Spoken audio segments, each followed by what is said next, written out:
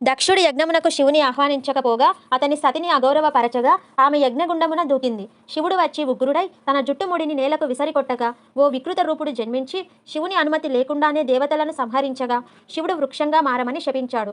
ఇంతలోనే శివుడు కరుణించి దేవుళ్లను పూజించే వారికి సంపూర్ణ అనుగ్రహం కావాలంటే భైరవుని కూడా పూజించాలని శాప విమోచనం చేశాడు. దేవతలను ఓడించాడు కనుక ఈ చెట్టుని దమనకం అని, తాతిరి వృక్షమని పిలుస్తారు. ఒకసారి బ్రహ్మ విష్ణువులు గర్వంతో వాదులాడుకొనుచుండగా బ్రహ్మ శివుడిని కూడా ఎగతాళి చేయగా శివుని ఆగ్రహ జ్వాల నుండి భైరవుడు జన్మించి బ్రహ్మ 5వ తలను త్రుంచివేశాడు. బ్రహ్మ శిరస్సును త్రుంచుట వల్ల బ్రహ్మహత్య పాతకం అంటుకొనగా దానిని పోగొట్టుకొనుటకు బ్రహ్మ కపాలముతో భిక్షాటన చేస్తూ బయలుదేరగా శివుడు బ్రహ్మహత్య అను స్త్రీని సృష్టించి అతని వెనుక పంపాడు. ఇతడెన్నో పుణ్యక్షేత్రాలు తిరిగినా ఆ పాతకం పోనందున శివుని ఆజ్ఞపై వారణాసిలో పాతిపెట్టాడు. ఇతర విశేషాలు: భృంగి శివుని ద్వారపాలకుడు. ఇతడు పార్వతి శాపవశమున భైరవునిగా జన్మించాడు.